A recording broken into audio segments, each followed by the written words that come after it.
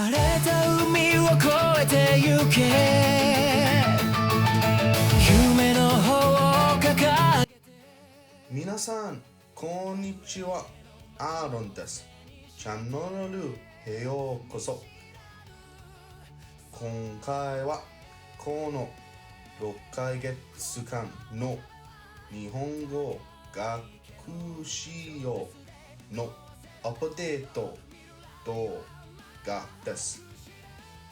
ぜひ最後まで見て楽しんでください。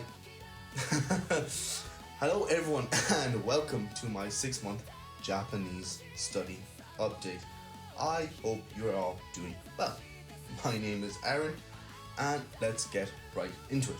Now, to preference the start of this lovely video, I am pacing around my room, so the audio is probably going to be a bit strange because there is a lot to talk about and sitting down and talking for a really long time is super boring in my mind. So, moving around helps me talk.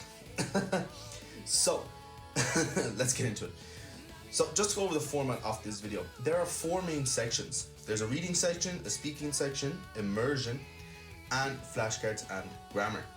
In each section, me, will talk about what worked for me, what didn't work for me, what I'm still doing, what I plan to change, and overall, just how I feel my progress has been over the last 6 months.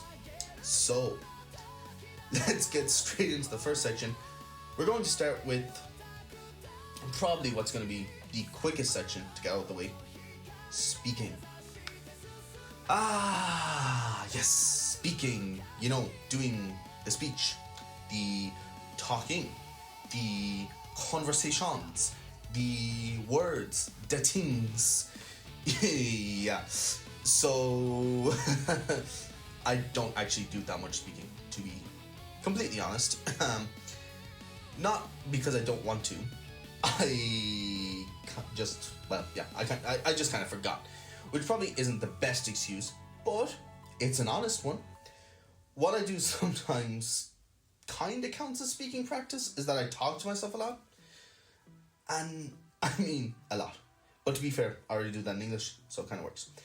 So if I'm cooking something or making food or just thinking about ideas, for example, I'll just start talking to myself. Or if I'm walking somewhere, I will probably say something like, nice weather today, or that's a pretty cool tree.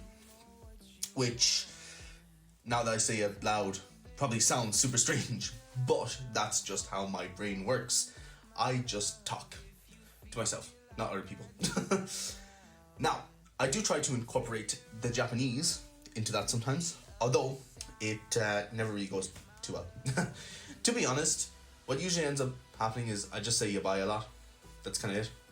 So now yabai has just become part of my daily vocabulary, along with things like itai, urusai, and baka. Very advanced vocabulary, clearly, if I was to speak for myself. But in terms of an actual speaking study method, I don't have one. Because, like I said, I don't really do speaking practice. What I do sometimes is, when I'm doing the flashcards, if there's a sentence, I will read it out loud. So I'll read what I know and try to pronounce what I don't know. And just kind of say the whole sentence out loud. Yeah. If I'm watching anime and I hear a phrase I recognize, I will sometimes repeat it if I think to.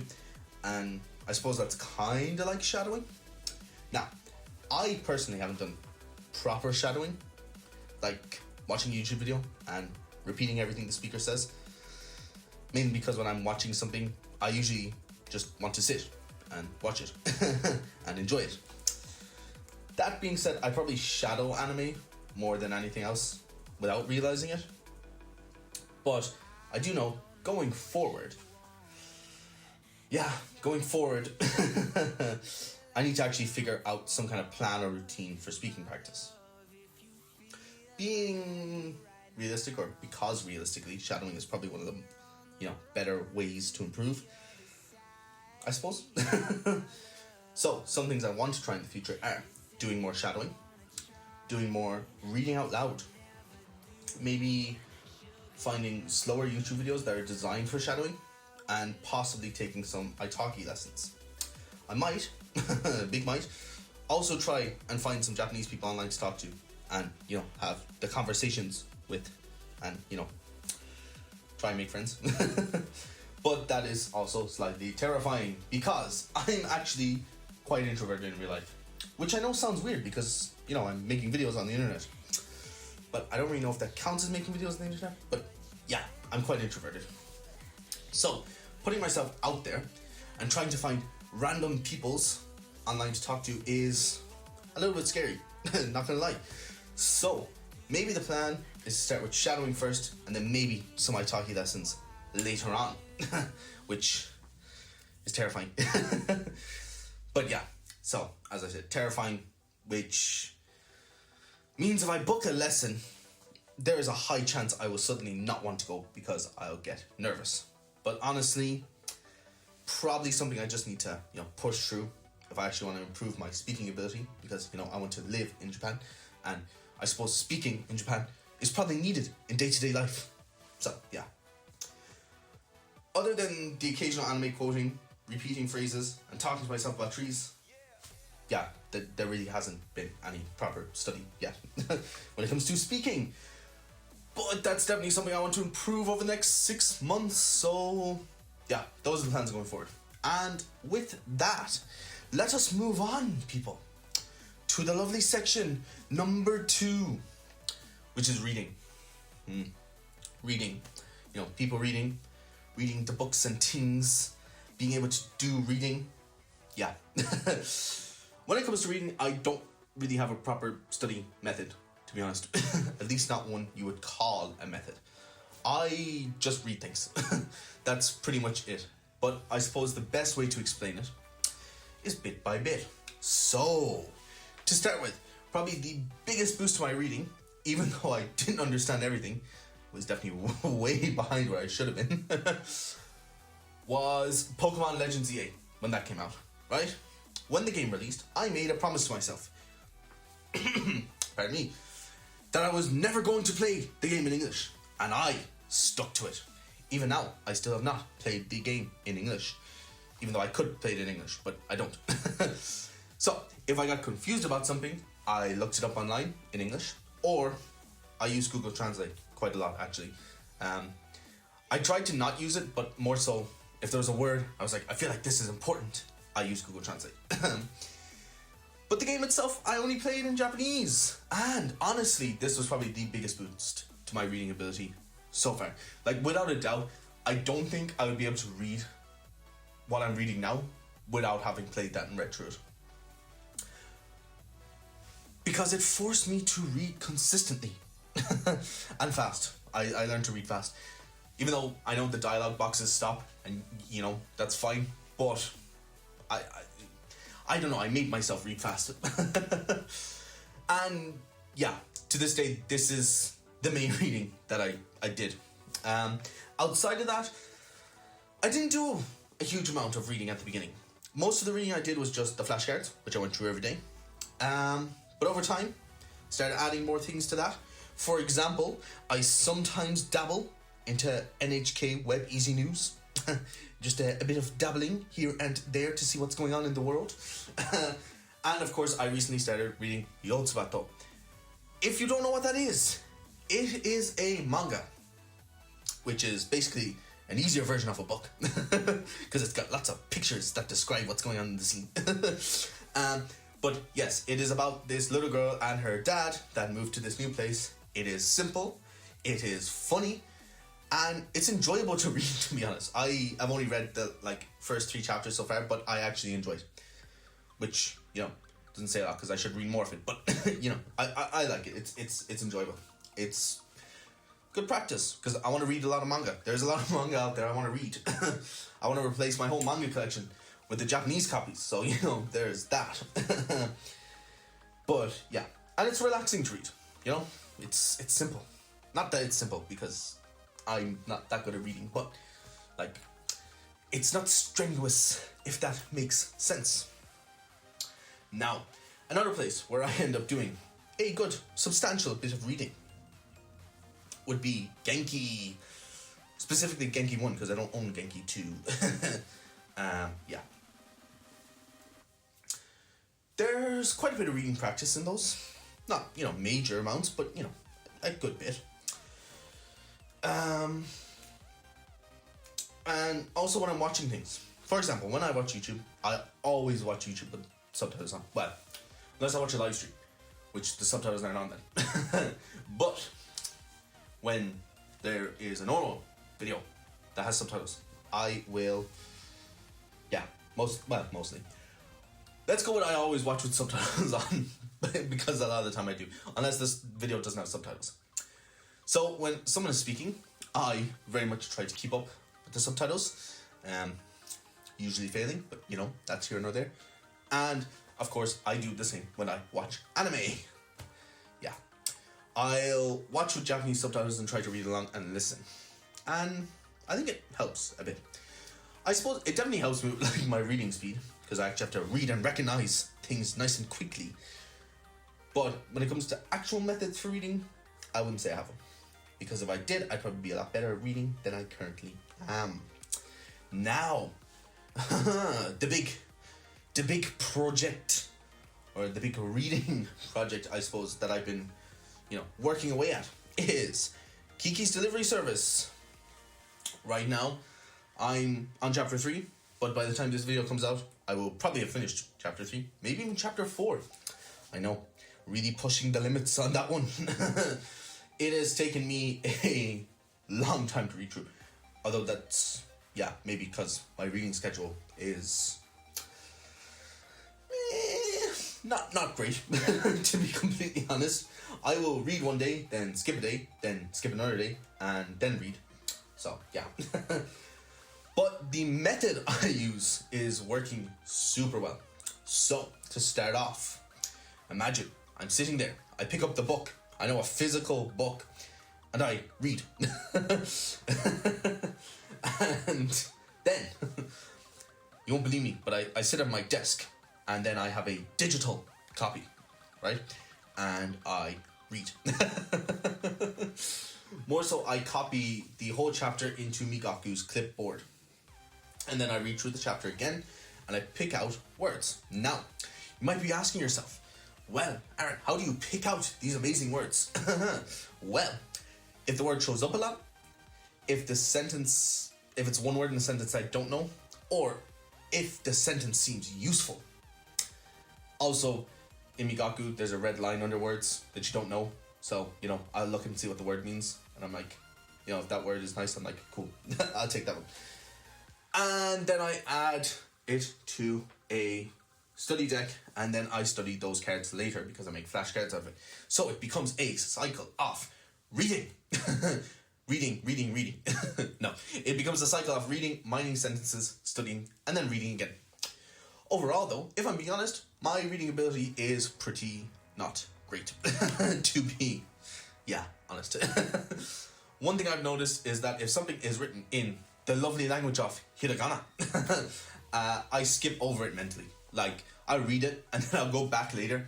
I'll be like, what was that word? So I'll go over the hiragana, and it would show me the kanji, and I'm like, oh, I know what that is. God damn it. But, it is what it is.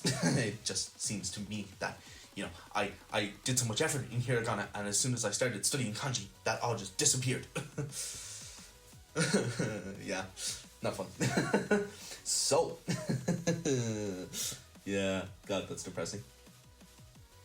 But it's something I need to improve on, so what can I do? Now, another thing that I am super excited for is Pokemon Copia.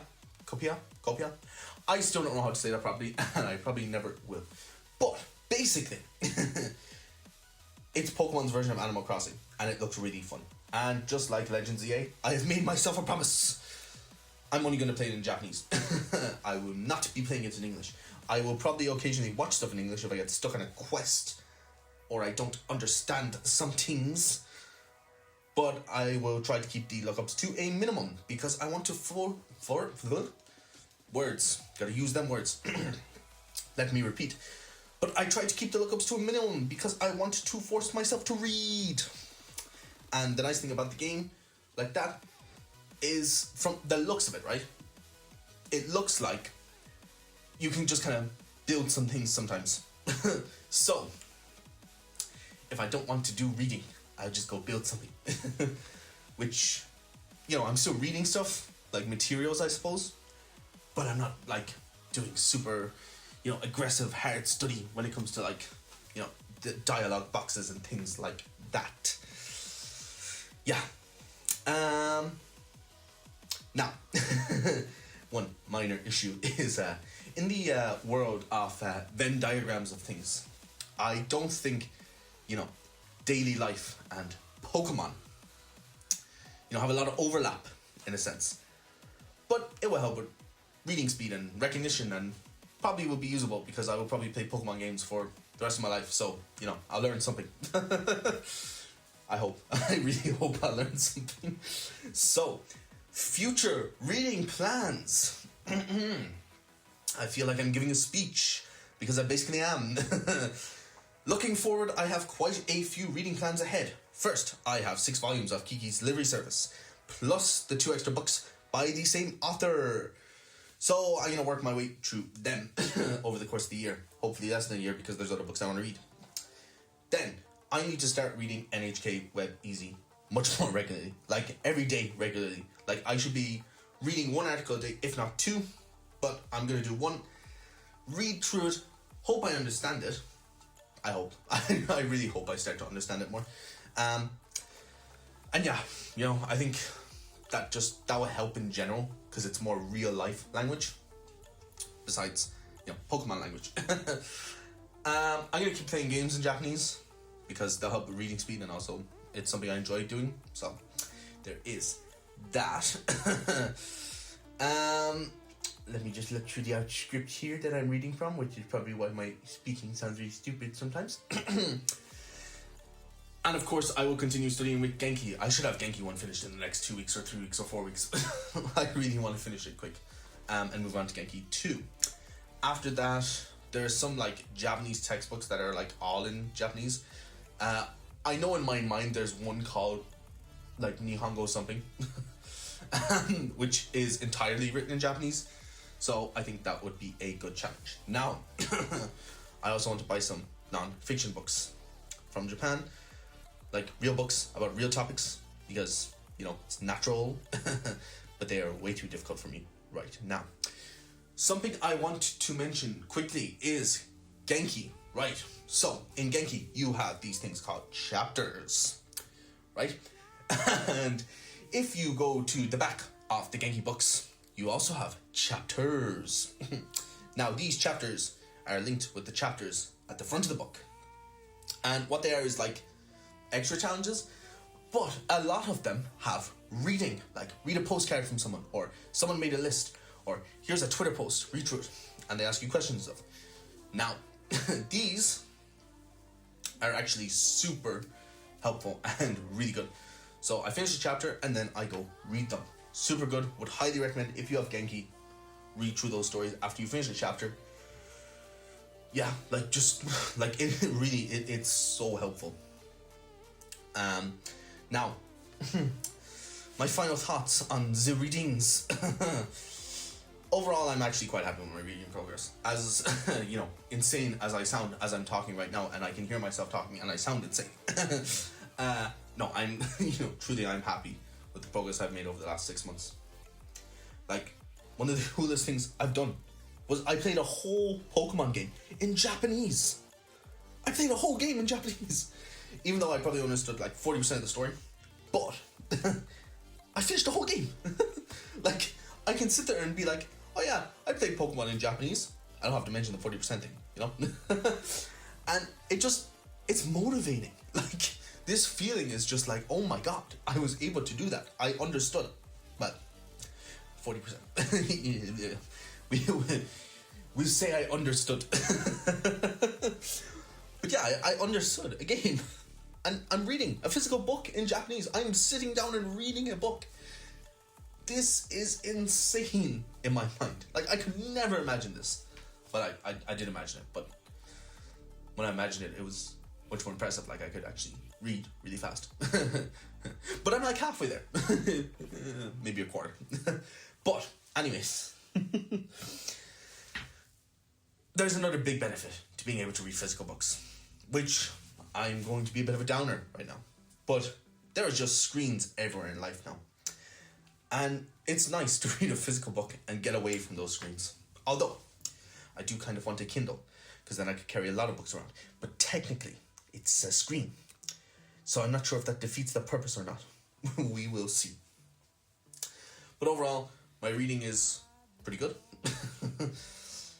Kind of.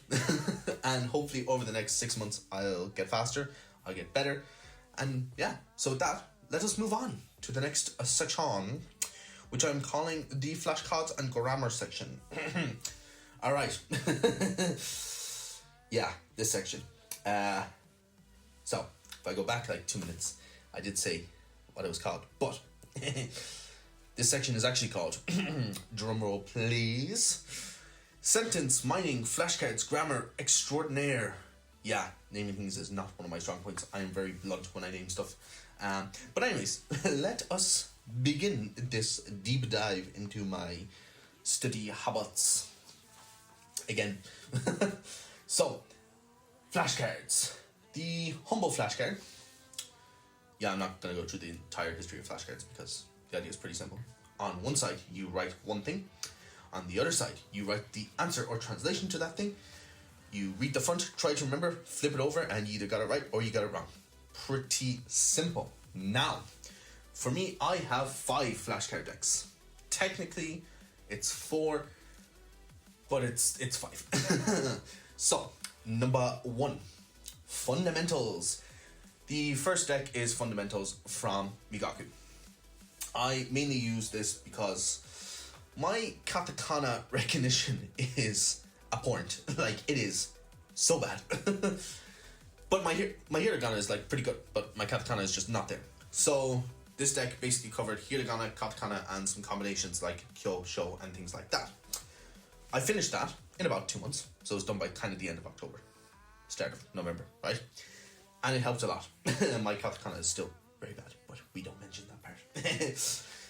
The next deck was the Academy deck. So the second major deck, which is like my main one currently, is Migaku Academy deck. This is a very large one, and I'm still working through it.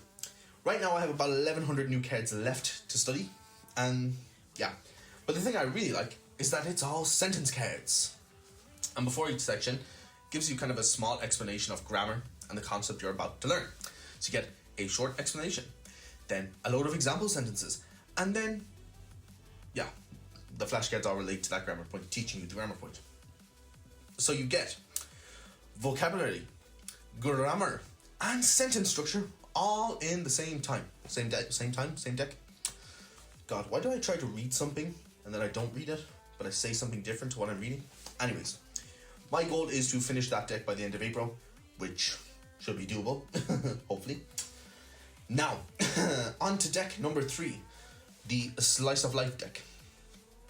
This one originally came from mining sentences from a Netflix show called Teasing Master Takagi-san, which is a really good show for learning Japanese, by the way. But I only mined about 50 cards, and then I kind of stopped adding new ones because, well, at the time I was living somewhere else, and my parents' Netflix account was like, no, and Netflix was like, you're not where you should be, and then kind of just, evaporated my access. So, no access to that then. And I was not paying for Netflix. So, yeah, it stopped growing. But Netflix is back again, so maybe I'll get back to it. Probably not, but maybe. Then, deck number 4, which is probably my other main deck, I suppose, is the YouTube one. So it has about 200 cards in it so far, and it's made from sentences I mined while watching the YouTubes. I usually add cards every couple of days. I could add a lot more, but that would be annoying and boring because then I'd have a load of cards, and it's like, yeah, I watched that YouTube video like 2 weeks ago, but I'm only getting around to the cards now, which would be kind of pointless. So yeah, the cards originally had screenshots, images, and lots of extra stuff, to be honest, but I just kind of got rid of all that, and now it's literally keyword, sentence, and then flip the card. It's got the sentence description and the keyword meaning, which is simpler. It's also got audio from the video, of course, and the audio for the word. Now, deck number 5. Yeah, this is the Kiki's delivery service deck, but it's probably going to just be a novel deck eventually, because there's not much point in having a separate deck for every single book I read. Otherwise, I'd end up with way too many, and that would get very chaotic very quickly. So eventually it'll probably be renamed to like the fiction novel deck or just novel deck. Yeah. So I mentioned sentence mining a lot, so let's get down to the business. Let's start the minings. Yeah. So a lot of people follow this I+1 rule, right, where you mine a sentence that contains one unknown word. I don't do that at all, really, to be honest.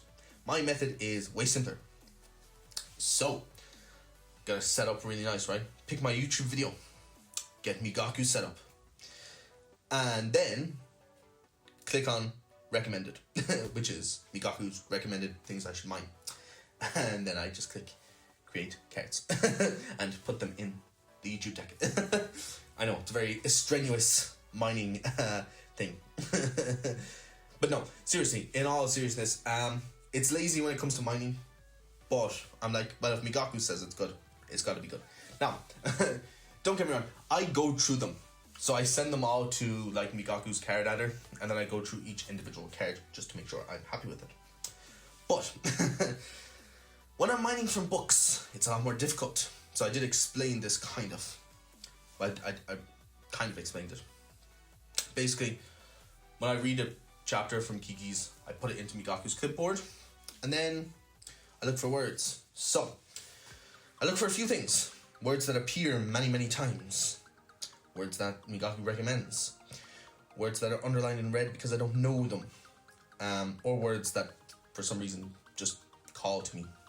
Which I know sounds really weird, but I don't know how to explain it, to be honest. If a word appears a lot, I mine it.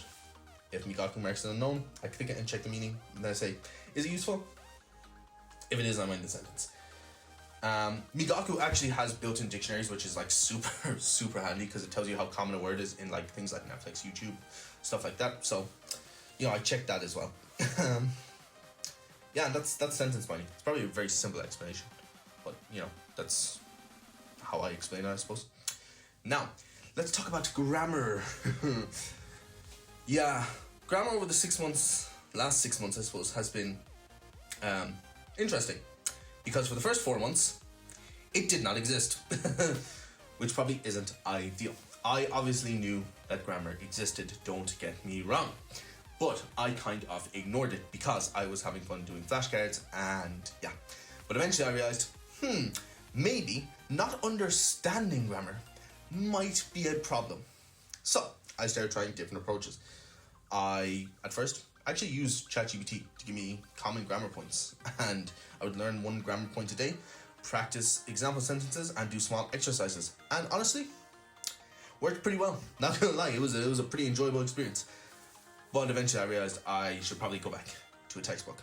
The Genki textbook, which I had owned for about the last 3 years when this started. So, 4 years now nearly. So, I got my Genki textbook, put it on my desk, opened that book up, and skipped the first 2 chapters because they had Romanji, and I refused to read Romanji because my brain is like, English letters, let me read that. And I don't like that because it's annoying. So I skipped those. And for the last 5-6 weeks, I've been working through Genki. Although, my Genki routine is much like my reading routine. I do a chapter, and then, like 2 weeks later, decide, I should do another chapter.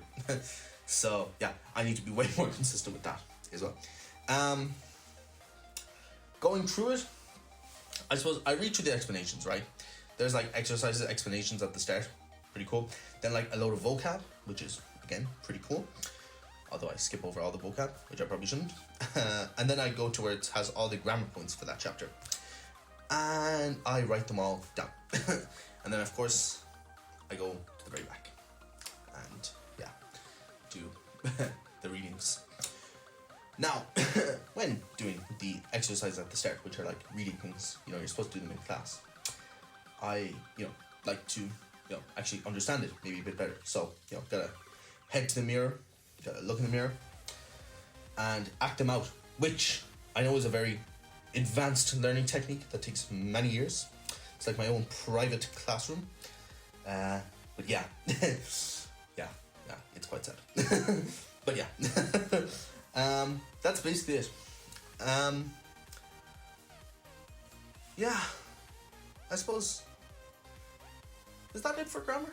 Let me read my notes. Yes, so one thing. I sometimes read sentences in Japanese, and I myself know what the sentence means. I cannot explain it in English. Like, I just can't. For some reason, I can read something and be like, oh, I know what that means, or I get what the person is saying. Don't know how to explain it in English. Like, it could be the simplest thing. Like, I could read a sentence where it's like, oh, I walked to the park. And, like, I can read that in Japanese and be like, oh, okay, I know what that is. Cannot explain it. It's like the English words do not come when I'm trying to explain. So I'm there like, what the fuck is that? But yeah, it is what it is. So, I suppose it's kind of helpful because, I understand it and I don't need to do the translation because, weirdly enough, they don't do the translation in Japan. You just speak in Japanese and speak it naturally, which is pretty nice, I suppose, that I'm understanding some things just naturally and I can't translate them. So yeah, overall, the sentence mining flashcards grammar section with an extremely bad title is basically the core of my study routine. Flashcards I do every single day. Sentence mining helps me build those cards, and grammar is something that I need to focus on more, but it's there. Yeah. So let us move on to the immersion section. God, this video is so long. Right, I had to take a quick break there. Although I don't know why I'm really telling you because I can just edit this out and post. But we'll leave it in, it's fine. So, yes, anyways. Final main section. Immersion. Yeah. What do you even say about immersion? Right, there's a lot you could say. But every single language learning channel on earth has already said it and anything about it. Yeah. So basically, the whole idea is the best way to acquire a language is the way children do it. And input is king, and immerse, and your brain will figure it out, right? And it's probably true, right? Like there's, I don't know, maybe there is the definitive proof. I don't know if there is any. But I mean, it there probably isn't one size fits all magical way that learning languages is. But I mean, like, I don't know, maybe it helps. I feel like if kids can learn by just growing up speaking a language, then I suppose that's how it works. But the core idea is pretty simple. You learn a language by being around it a lot. And I mean a lot. Yeah. Repeated exposure over and over. And yeah, I mean, it's kind of hard to argue with because it works for a lot of people. So, what does immersion feel like? Right. Well, this is the way I like to describe it. Imagine, right? Close your eyes and take a trip. There's a pool, right? Swimming pool. And it is filled with words and grammar points and phrases and sounds. And you decide, perfect day for a swim, so you jump in. Now, at the start you know nothing, so you just start drowning. And then eventually you hear something you recognize. Maybe it is a word or a phrase. and you grab onto that. And you're like, yes, I know it. And you float for a second, and you just kind of start drowning again because you have to find something else now. And that is basically immersion. It's just drowning slightly less over time. But I suppose it works. It's the crazy part about it. Because the more you watch and the more you listen, the more you start recognizing patterns. And even people who don't study Japanese pick up random words from anime. Everyone knows. Oh, I just hit my chair. Apologies. Everyone knows Baka and Nani. And, well, I mean, I think a lot of people know Yabai, but maybe I might be wrong, right? That is immersion at a tiny level, right? But it's immersion. But the same thing happens when you travel. Like, I remember going to Germany and hearing people say Dankeschön all the time. And I picked it up instantly. Well, maybe not instantly, right? Even though I had basically zero German. Well, no German, actually, to be honest. So yeah, immersion is real. My immersion approach, though, my immersion approach is kind of random. But you've heard most of it throughout this whole video, right? Playing Pokemon in Japanese, playing other games in Japanese, watching anime, watching YouTube, Netflix, reading, and flashcards, right? That's immersion. It's a mix, you know? Right now I mainly watch Japanese YouTube because I'm trying to cut English YouTube out completely. And recently, I've been doing pretty well at that. I think it's been around 2 weeks, give or take, of like my immersion challenge. At the start it was hard, because the hardest part of immersion is not watch Japanese. The hardest part is, well no, okay, it kind of is, but the hardest part is finding content you actually enjoy. Mainly because you don't understand a lot. So, the way I approached it was I would try to find something I normally watch in English. And then I would replace that with Japanese. I know, very advanced. Now, weirdly, I've been watching a lot of Minecraft in Japanese. Which is weird, because I don't watch Minecraft in English at all, really. So, my brain is basically like, English Minecraft? Nah, bro. Japanese Minecraft. Hehe, let's go. I don't know why. It just happened. No. But, sorry about that. But it's actually great immersion because there's lots of visual context, lots of repetition, and I can slowly pick up words. Again, not a lot of the Venn diagram crossover between real life and Minecraft. But yeah. Another thing I like is true crime, mysteries, and aviation disasters. So I started watching those in Japanese. Now, the funny thing about them, I'll be honest, is I don't understand what they're saying, which probably makes it questionable immersion. So it's not exactly the perfect method, per se. But I still do it because it keeps Japanese in my ears constantly, and I'm slowly picking up new things over time. I also follow some beginner-friendly immersion channels that are like N4, N5 level Japanese, where they speak slowly, use lots of gestures, and have actual subtitles. I know, it's amazing. And these are super helpful. Now, yeah.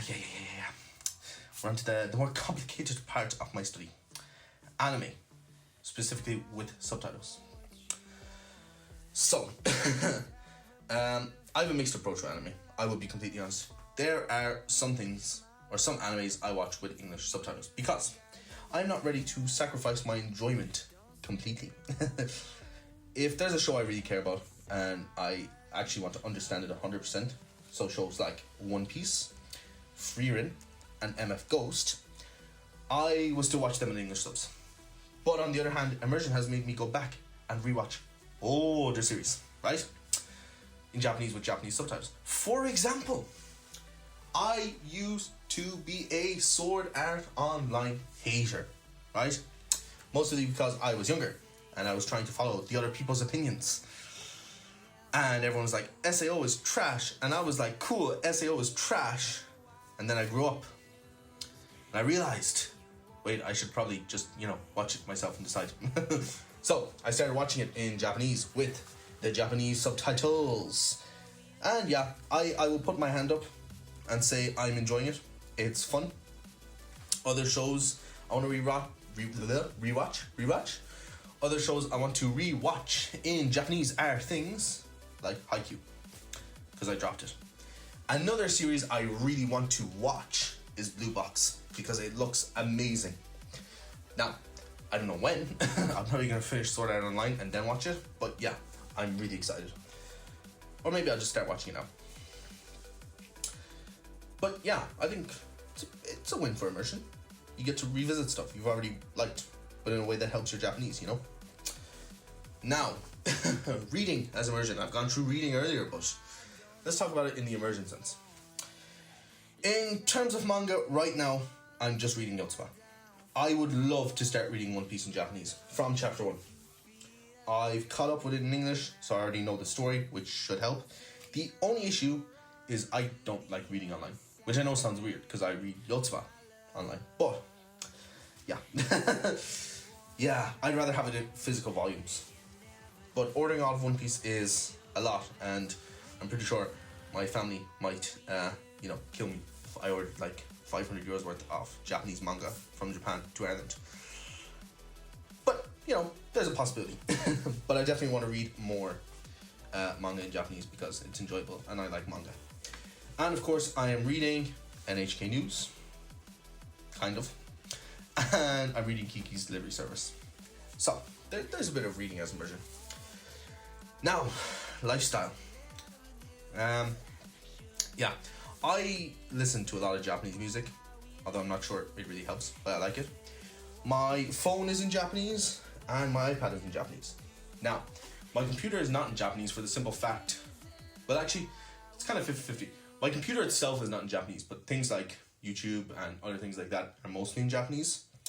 The reason my laptop isn't is because in case there's important stuff I actually need to deal with, I use my laptop so I don't mess anything up. My TikTok is in Japanese, of course, because I made a new Japanese TikTok account for this channel, and it's all in Japanese, so that's quite nice. The Japanese side of TikTok is pretty cool. There's just random daily life stuff and lots of manga and like minifig stuff, which is kind of cool. Like there's a lot of that in the English side as well, but it's just, I don't know, maybe it's different because you get to see people like going into bulk off and Akihabara and stuff, which is quite cool. But yeah, so that's basically lifestyle Immersion. Yeah, right. My overall immersion level, right? I'm gonna be honest. I'd say around 95% of the contact. Can I not read? Oh no. I'd say 95%, right? Around, right? 95% of the content I consume lately has been in Japanese, which I'm taking as an absolute win. I really wanted to do full all Japanese all the time, or AJATT, but it didn't really work out because I, also like not going insane. Which I don't think I actually would, but I think for me personally, 100% all the time would drive me like insane because I would go and get burnt out really quick. So I'm doing more of a hybrid approach, although I'm currently trying to do like 30 days of heavy immersion, which is going pretty well. There have been a few hiccups. I've watched English stuff and just felt like, saying, oh, what have I done? I'm a failure. But, I suppose that's normal. The goal, I suppose, is more so being consistent over being perfect. Now, advice on immersion and burnout. I thought this would be important to include for anyone else who may struggle. Now, if you're going to do immersion, my advice is simple. Find stuff you like and put it in Japanese. That's it. And don't get caught up in this idea that immersion has to be some perfectly strict system. If you're tired and you want to watch anime in Japanese with English subtitles, that's still input. You're still inputting audio. It's still helpful. It's not perfect, but it keeps Japanese in your ears, right? And that matters a lot on days when you're just, exhausted and you don't want to do active study because burnout is real, and you hit days when you're like, I don't want to study, I'm done, I'm out. And if you respond to that by being like, let me just pile more aggressive study on top, you're basically throwing petrol onto a fire. Which, although in real life looks very cool, when trying to study is not. And it just makes it worse. So if you're burnt out, do some passive input. Watch anime with English subtitles if you need to, or J-drama or whatever you use to study, and just take a day off. Like, yes, it is annoying, especially when you skip flashcards, right? And the next day you wake up and your review count is massive, and it is a hell of a hill to climb, right? But sometimes taking a day off actually makes you come back stronger. I've had days, right, where I'm like, no, not doing flashcards today, and the next day I come back and my accuracy is just like through the roof. Like, I remember flashcards way better because, you know, my brain wasn't completely fried. So yeah, the point, you know, the overarching point, I suppose, immersion for me is basically keep Japanese around me as much as possible, replace English content with Japanese content, allow myself to enjoy things in English sometimes without feeling guilty, and find what works for me. Because there's no magic method, right? There's your method, and it takes time. Anyone saying, learn Japanese in 6 months. Yeah, I'm sure, maybe in theory. But for most people, that's not realistic in any way, shape, or form. So, do it in a way that you can actually sustain, right? And in a few years, you'll be able to say, yeah, it took time, but I'm confident and I'm happy with where I am. God, my voice went really weird there for a minute. And yeah, so now, I suppose, let's move on to the future plans, right? And the next 6 months, which is going to lead to the 1 year update. But then I will probably do yearly updates after that. Although I like 6 month updates, they're kind of cool, right? So, yeah, we're on to the final bit. The ending, the finale, the grand conclusion. So, yeah, that's basically everything I want to cover in this 6 month update. For the future, there's a few things, right? So the goals for the next 6 months. Over the next 6 months, I'm hoping that I will have finished Kiki's delivery service, or nearly finished it, have finished Migaku Academy. And there's one goal I want to mention, you know, it's a bigger one, right? On Migaku, there's a number at the top, and it's like the known words number or something. I'm not 100% sure, to be honest. But right now, I'm sitting at like 1,400 and something. And over the next 6 months, I would love to push that to 3. Sorry. And over the next 6 months, I would love to push that to over 3,000 plus. And it's a big jump. You know, it really is. But I think it is doable if I stay consistent. Other reading goals, I suppose. I really want to finish Yotsuba, or at least be close. I want to have read NHK Web Easy daily, and eventually even move up to maybe normal NHK articles. And then there's, you know, the big scary one. The one that, you know, makes you scared, or, what's the word? Kawaii. Yeah. I'd love to have learned all the Joyo kanji, or at least made a massive dent in them, right? I'm not going to pretend it's guaranteed, but it's a goal to aim towards, you know? Yeah. And then there's other things, right?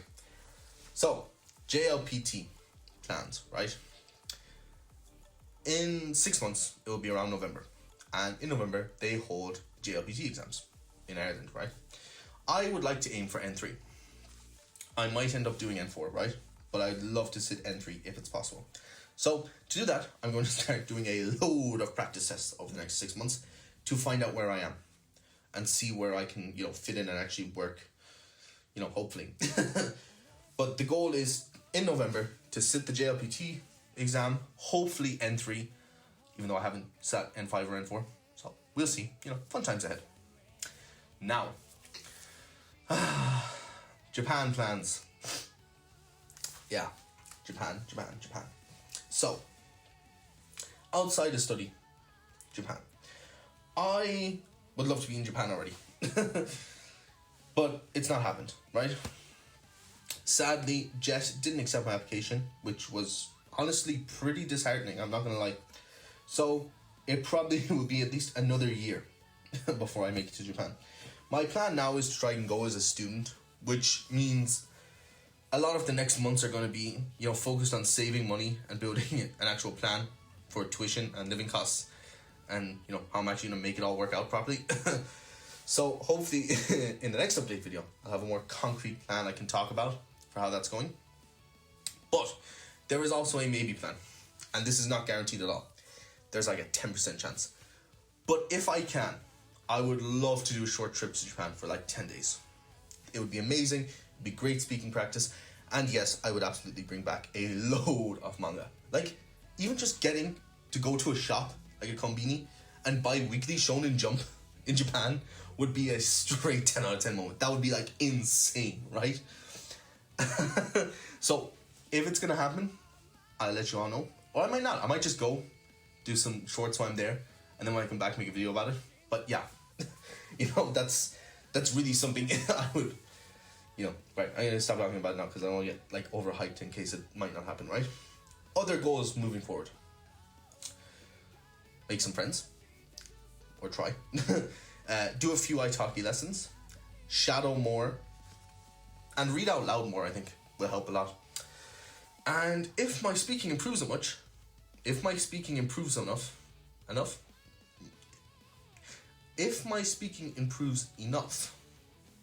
I might even do the speaking section in the next update video in Japanese, which would be cool.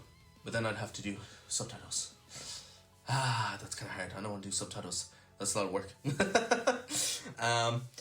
Also, I want to do way more Japanese shorts and, you know, just little clips, little updates and stuff like that.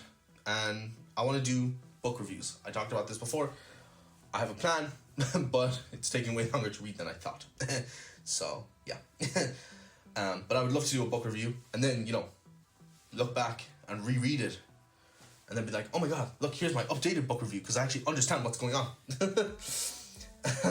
Yeah. So, yeah, that's the future, to be honest. Read more, immerse more, improve my speaking, push towards 3,000 known words, aim for the JLPT, and hopefully keep moving closer to Japan. This outro is kind of just a bunch of things merged together, but I like it, you know? It's natural, it's me speaking from the heart, although I write it in a script. But, you know, it is what it is. Because I just like to ramble, right? But yeah, none of us know what the next 6 months are going to look like. That's the thing. So I hope you enjoyed my 6-month ramble update about my very advanced Japanese progress. If you did enjoy it, I would really appreciate it if you could subscribe, like the video, leave a comment, and share around if you wanted to. And yeah, I'll see you in the next video. Thanks again so much for watching if you made it the whole way through. And yeah, have a nice day.